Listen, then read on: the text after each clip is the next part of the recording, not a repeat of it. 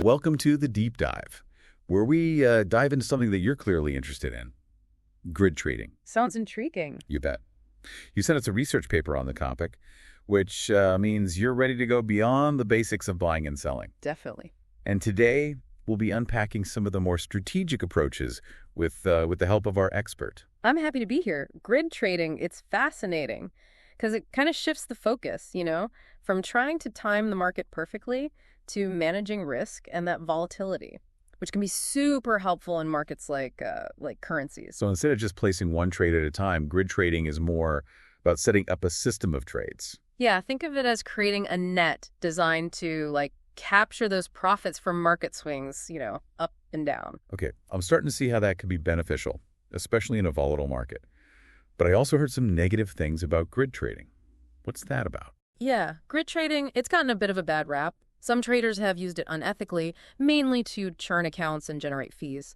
But that's not the true purpose, really. It's more about managing risk through techniques like hedging, risk balancing, and unit cost averaging. Speaking of unit cost averaging, the research you sent includes a case study comparing a grid trader with a block trader in the USD/JPY market. Right.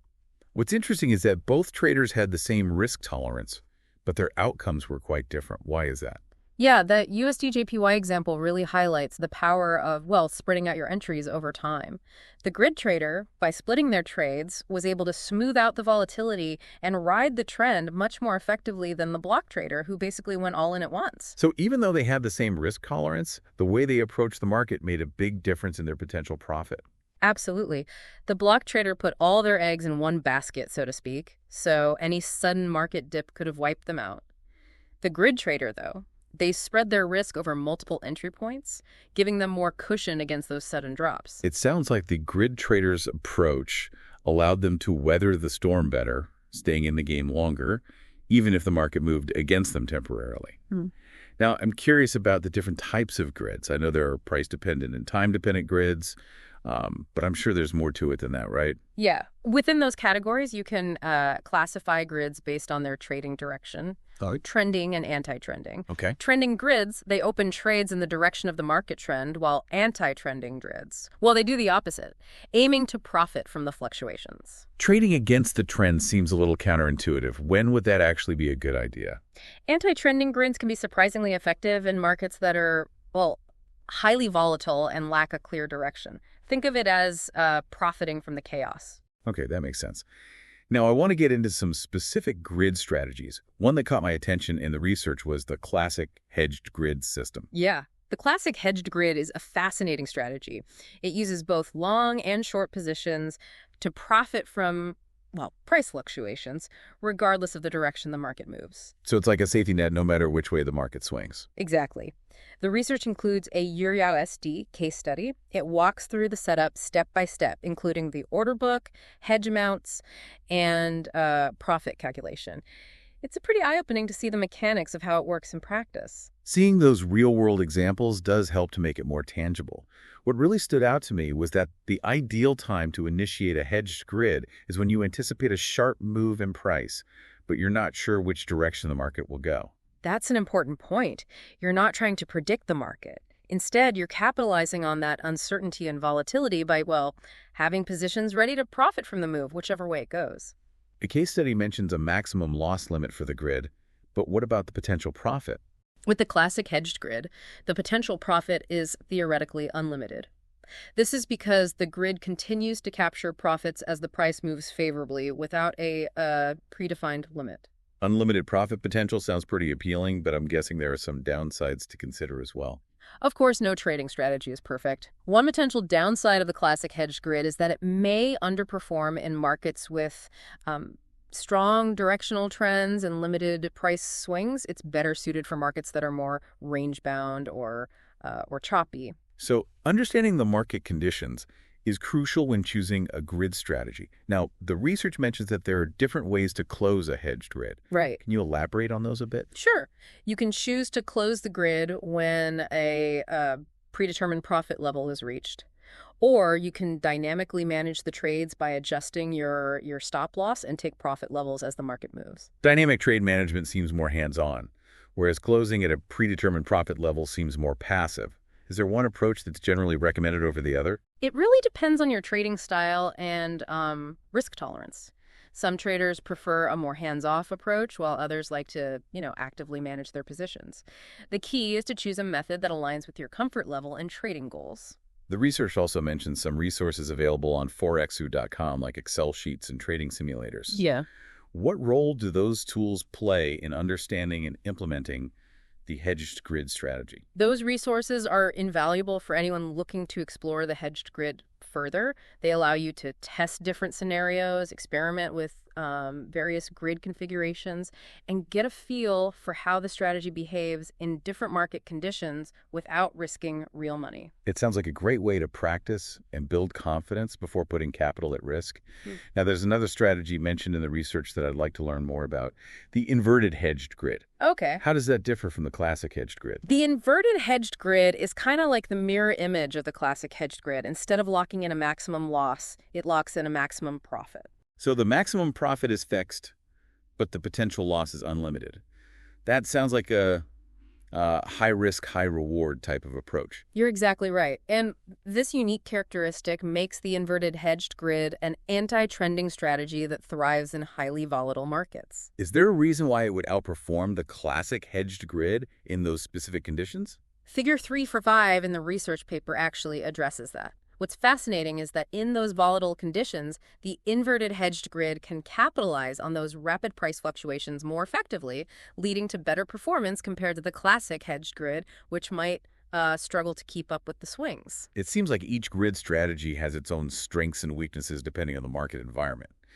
Now let's move on to the bidirectional grid, also known as the dual grid system. Sounds interesting. It does. This one sounds a bit more complex. What's the basic idea behind it?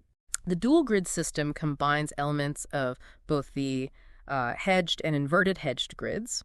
It involves placing buy and sell legs at each grid level, but in opposite directions. You can think of it as a series of straddle trades, creating a bidirectional setup. So you're simultaneously betting on the market moving up and down. Yeah. That seems a bit counterintuitive, but I'm definitely intrigued. Yeah. How do you effectively manage a strategy like that? The key to managing the dual grid effectively is to treat the two grids as separate systems, each with its own profit targets and stop-loss levels. It's like running two parallel grids with different objectives. Okay, I'm following you. The research includes a EURUSD dual grid configuration example, which is helpful to see. It even breaks down the average entry price calculation, showing how the grid adapts to the market. Right. But with so much going on, how do you actually manage the individual trades within the dual grid? That's where things can get a bit tricky. You have to consider, stop loss and take profit placement, especially when dealing with market noise and whipsaw movements. Luckily, Forexo.com offers additional resources that dive deeper into stop loss and profit outcomes specifically for dual grids. It's worth checking out if you're interested in exploring this strategy further.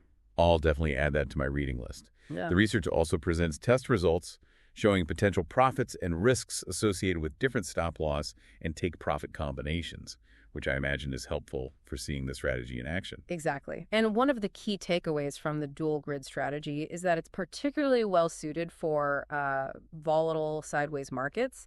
However, it's important to remember that it can be vulnerable to strong directional trends. It seems like choosing the right grid strategy for the current market conditions is crucial for success. Now let's shift gears and explore time-dependent grids, which are also referred to as vertical grids. I find this concept fascinating because it challenges the idea that we need to perfectly time the market. I agree. Instead of relying on specific price levels, time-dependent grids place trades at predetermined time intervals. The idea is to leverage unit cost averaging over a specific time frame. So it's like acknowledging that we don't know exactly when the market will move, but we're confident it will move eventually. Precisely. The research provides a case study showing how this strategy can capture profits from a rising trend while mitigating risk. What's interesting is how the average entry price of the grid converges towards the moving average over time as those trades are executed at regular intervals. It's almost like the grid is gradually aligning itself with the market trend as it unfolds. How does this approach compare to, simply block trading at the start of the trend? Compared to block trading, time-dependent grids offer more flexibility and potentially a more favorable risk-reward trade-off. By spreading the trades out over time, you're reducing the impact of any single entry point. It seems like each grid strategy offers a unique way to approach market dynamics, which is pretty cool. Now, I'm curious about the time intervals used in these time-dependent grids. Do they have to be fixed? Not necessarily. The research suggests aligning the grid's time intervals with the trading cycle you're targeting. For example, if you're looking to profit from a trend on the hourly chart, your grid's time intervals should span several hours to capture the overall movement. It's like matching the rhythm of your trades to the rhythm of the market. And what about market volatility? Does that play a role in determining the time intervals? Absolutely. Adapting the grid to market volatility is crucial. The more volatile the market, the longer the averaging time span needs to be to ensure a more accurate representation of the price action. You don't want your grid to be too sensitive to those short-term fluctuations. That makes sense. Now, the research mentions variations of time-dependent grids like mean divergence optimization or MDO and Fibonacci time zones. What are those all about?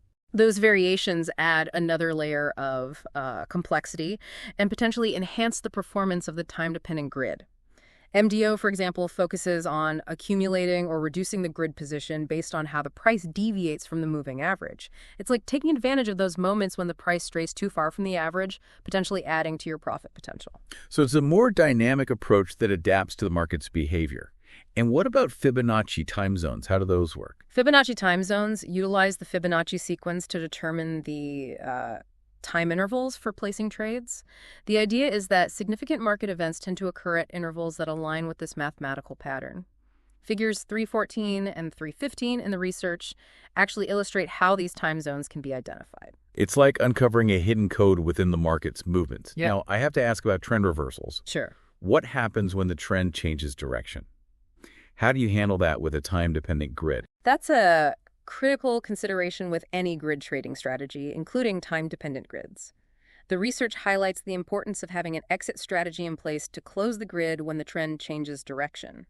This could involve visually inspecting the chart for signs of a reversal, using range-finding tools to identify potential support and resistance levels, or even incorporating expert advisors or EAs into your trading system. So it's about being prepared and having a plan in place to protect your profits or minimize losses when the market takes an unexpected turn. Exactly. And the key is to react swiftly to those trend reversals to avoid getting caught on the wrong side of the market. This is all incredibly insightful. I'm starting to see how grid trading, whether it's price-dependent or time-dependent, offers a structured way to navigate the ups and downs of the market. What's really fascinating about grid trading is that it can help you view volatility as an opportunity rather than something to fear. By understanding the different types of grids and how they work, you can potentially tailor your approach to the specific market conditions and your own risk tolerance. That's a great takeaway. Now, as we move into the next part of our deep dive, I want to explore the pros and cons of grid trading more broadly. Are there any specific advantages or disadvantages that stand out to you? Grid trading definitely has its pros and cons, which we'll discuss in detail in the next part of our deep dive. Stay tuned for that. Before we jump into the overall pros and cons of grid trading, there's one more detail about price-dependent grids that's important to understand: dynamic stop-loss management. Okay, I remember reading something about that in the research. It sounds interesting, but how does it actually work within a grid? It's all about maintaining a constant level of risk as the market moves. Imagine you have a traditional stop-loss order set at a fixed price level. If the market suddenly gaps down, your stop-loss could get triggered prematurely, potentially taking you out of the trade before it has a chance to recover. So a dynamic stop-loss would help prevent that. Exactly. With a dynamic stop-loss, the stop-loss level adjusts automatically as the market moves, staying a certain distance away from the current price action. The research actually provides a table that shows how the stop-loss level changes based on the number of open trades in the grid. As more trades are opened, the stop-loss level tightens, reducing your overall risk. That makes sense. It's like having a safety net that adjusts to the current market conditions. Now, another concept that caught my attention was hedging the grid. What exactly does that entail? Hedging the grid involves setting it up in a way that creates a built-in protection mechanism. Instead of just relying on stop-loss orders, you're strategically placing trades on both sides of the market to offset potential losses. And you give me an example of how that would work in practice? Let's say you set up a hedged grid around the current market price. As the price moves, it triggers buy orders on one side of the grid and sell orders on the other. If the market moves against your initial direction, the trades on the opposite side start to generate profits, offsetting some of the losses. It's like having a backup plan in case the market doesn't behave as you initially anticipated. So it's all about balancing your exposure to both upward and downward movements. Now, the research also mentions the FIFO rule, which I have to admit I'm not entirely familiar with. Right, the FIFO rule, which stands for first in, first out, is a regulation that dictates how traders close multiple positions in the same currency pair. It can have implications for certain grid trading strategies. How so? Well, with some grid strategies, like the hedged grid we just discussed, you might want to close trades out of order to optimize your profits or manage your risk. However, the FIFO rule requires you to close those positions in the order they were opened, which can limit your flexibility. Can you give me an example of why closing trades out of order might be beneficial? Let's say you have a hedged grid with both long and short positions open. The market moves in a way that generates a profit on one side of the grid but creates a loss on the other. Ideally, you'd want to close the losing trades first to minimize your losses, but the FIFO rule might force you to close the profitable trades first, potentially leaving you with a larger overall loss. That does seem a bit counterintuitive. Is there any way to work around this rule? The research suggests a simple solution. Modify your strategy by using different position sizes for each trade. Instead of having all trades with the same lot size, vary the lot sizes to avoid triggering the FIFO rule. This gives you more control over which trades you close first, allowing you to optimize your exits. That's a clever workaround. Now, I want to shift our focus back to time-dependent grids, which we touched on earlier. Right. I'm still intrigued by this idea of placing trades based on time rather than price. Me too. Time-dependent grids offer a unique approach that can be especially appealing to traders who are, well, tired of trying to perfectly time the market. Instead of chasing price targets, you're focusing on consistently building a position over time. And the research argues that this can be more effective than trying to pinpoint exact entry and exit points, especially in those volatile markets. Exactly. By spreading your trades out over predetermined time intervals, you're essentially averaging your entry price, reducing the impact of any single trade. And this averaging effect can help you ride the overall trend without having to, perfectly catch the highs and lows. The research even provides a real-world trading example, showing how the average entry price of a time-dependent grid converges towards the moving average over time. It's like the grid is gradually aligning itself with the market as it unfolds. That's a great observation. And compared to simply placing a block trade at the start of a trend, the time-dependent grid can offer a more favorable risk-reward profile.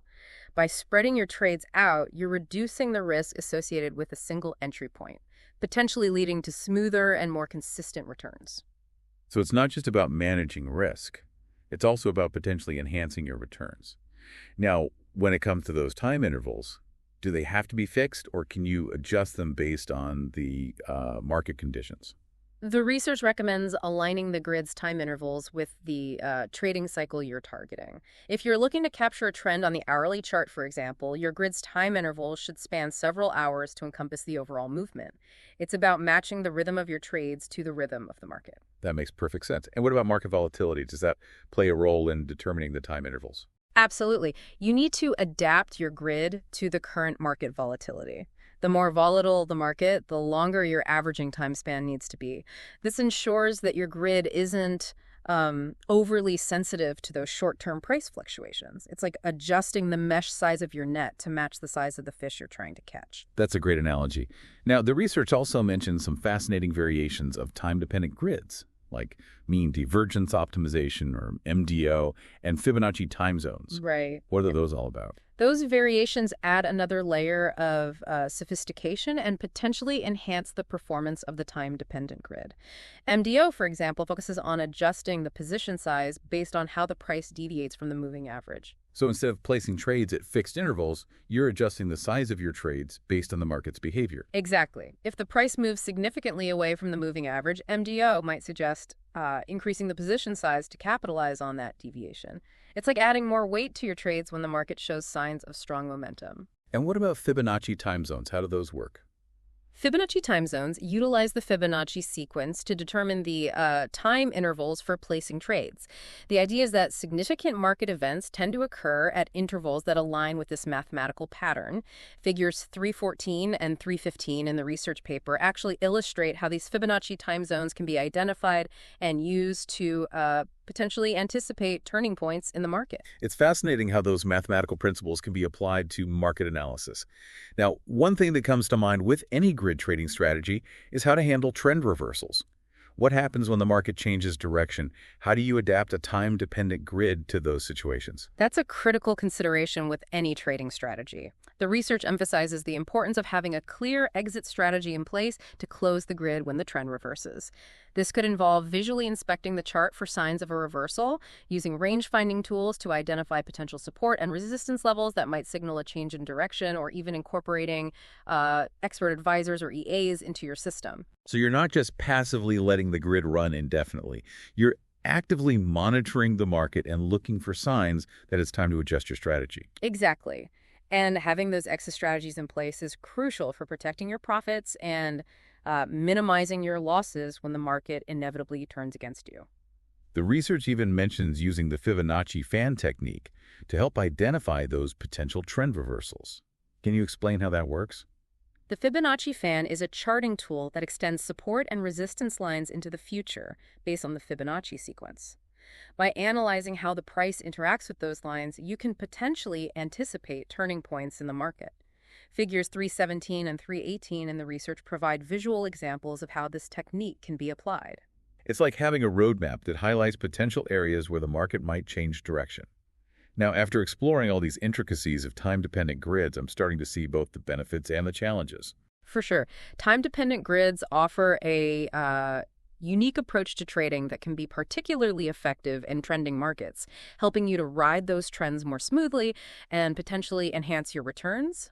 But they also require, well, careful planning, monitoring, and adaptation to ensure you're not caught off guard when those trends inevitably reverse.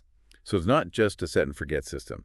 It requires active involvement and a willingness to adjust your approach as the market dictates. Yeah. Now, as we wrap up our discussion of time-dependent grids, I want to address a common misconception. Some people might view these grids as profit multipliers, but the research emphasizes that they're not designed for that purpose. Time-dependent grids are primarily risk management tools. They help you navigate volatile markets, smooth out your entries, and reduce the risk associated with timing the market perfectly. So it's not about chasing quick profits. It's about consistently participating in the market's movements while managing your risk effectively. Exactly. Time-dependent grids provide a structured and disciplined approach that can help you avoid those emotional trading decisions and stick to your plan over the long term.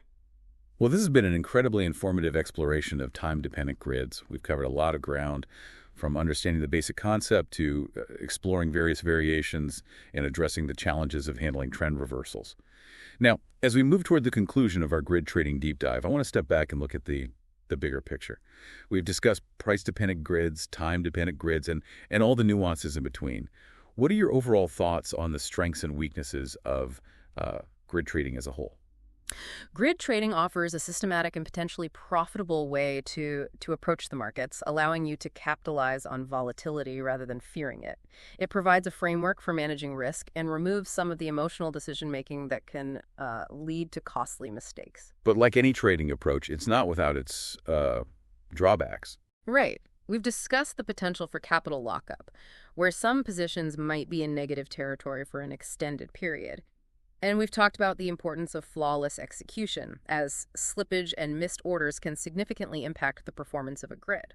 So it's not a get-rich-quick scheme. It requires patience, discipline, and a deep understanding of the markets. Absolutely. Now, the research you provided highlights several specific advantages of grid trading, including systematic profit generation, risk reduction through diversification, the ability to profit in trendless markets, the mitigation of market noise, and the potential for automation. Those are certainly compelling benefits, but what about the potential downsides? The research also mentions a few. It warns about the temptation to take profits too early, which can limit your overall gains. And it emphasizes the importance of careful trade management, as grid trading can quickly become complex, especially when dealing with multiple grids or variations like the dual grid system. So it's not a hands-off approach. It requires active monitoring, adjustment, and a willingness to continuously learn and adapt. Exactly. And before you even consider implementing any grid trading strategy, it's crucial to thoroughly backtest your approach and ensure you understand the potential risks involved. This has been an eye-opening journey into the world of grid trading. We've covered a lot of ground, and I'm sure our listeners are eager to hear your final thoughts and takeaways. What are the most important things to remember when considering grid trading? Grid trading offers a fascinating and potentially a rewarding way to approach the markets. It provides a structured framework for managing risk and can help you capitalize on that volatility rather than being afraid of it. But it's not a one-size-fits-all solution. You're absolutely right. It's crucial to choose the right grid strategy for your trading style, risk tolerance, and the specific market conditions you're facing. And remember, grid trading is not a magic bullet. It requires patience, discipline, and a commitment to continuous learning and improvement. It's amazing to think about the possibilities when you start combining these sophisticated trading strategies like grid trading with cutting-edge technology like AI. Yeah, it's like giving your trading system a brain of its own, allowing it to analyze massive amounts of data, and making decisions based on those complex algorithms that would be impossible for us humans to process in real time. That brings up an important point. We've been talking about all the different grid trading strategies, and it's clear that they require a certain level of understanding and expertise to implement effectively. Right.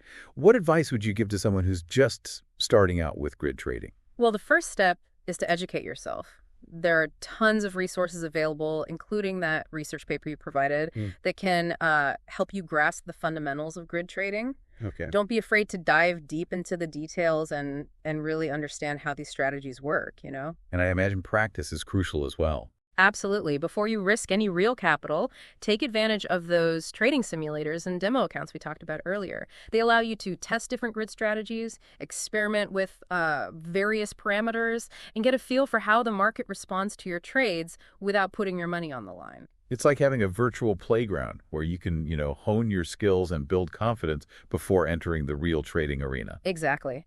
And as you're practicing, pay attention to how different grid strategies perform in various market conditions. Okay. You'll quickly learn that some strategies are better suited for trending markets, while others excel in range-bound or chalky environments. So it's all about finding the right tool for the job. Precisely. And don't be afraid to adapt your approach as you gain experience and learn more about the markets. Grid trading is not a static concept. It's a dynamic process that requires ongoing learning, adaptation, and refinement. That's a great point. Now, as we wrap up our deep dive into grid trading, I want to circle back to something you mentioned earlier, the potential for automation. It seems like grid trading lends itself well to those automated systems. You're absolutely right. One of the biggest advantages of grid trading is that it can be easily automated using expert advisors or EAs. Okay. These EAs can monitor the markets 24/7, execute trades based on your predefined parameters, and even adjust the grid settings as market conditions change. So it's like having a tireless trading assistant working for you around the clock. Exactly. Automation can free up your time, eliminate emotional decision-making, and ensure consistent execution of your trading plan. But with all this talk of automation and complex strategies, it's easy to get caught up in the technical aspects of grid trading. Sure. What about the psychological side of things? How does grid trading impact the way we approach the markets emotionally? That's a crucial aspect that often gets overlooked. Grid trading can actually have a positive impact on your trading psychology by, removing some of the emotional stress that comes with traditional trading approaches. When you have a well-defined grid in place, you're less likely to second guess your decisions or chase the market. Yeah. You're trusting the system to do its job. So it's about taking a more disciplined and systematic approach, which can help you avoid those impulsive trades that often lead to losses. Exactly. And by automating your grid, you're further removing yourself from the emotional roller coaster of watching every tick of the market. This can help you stay focused on the bigger picture and avoid those knee-jerk reactions that can derail your trading plan. It sounds like grid trading can actually promote a, healthier, more balanced approach to trading. I believe so. By providing structure, discipline, and a framework for managing risk, grid trading can help you approach the markets with more confidence and less emotional stress. Well, this deep dive has been an incredible journey into the world of grid trading. It really has. We've explored the fundamentals, delved into a variety of strategies, and even discussed the psychological benefits of this approach. Definitely. What are your final thoughts for our listeners as they embark on their own grid trading adventures? Grid trading offers a unique and potentially rewarding way to participate in the financial markets. It's not a magic bullet, and it certainly requires effort, discipline, and ongoing learning. But if you're willing to put in the work and approach it with a curious and open mind, grid trading can open up a world of possibilities. I couldn't have said it better myself. This has been an incredibly insightful and informative episode. Thank you for sharing your expertise with us. It's been my pleasure. And to all our listeners out there, keep exploring, keep learning, and never stop pushing the boundaries of what's possible in the world of trading. Until next time, happy trading.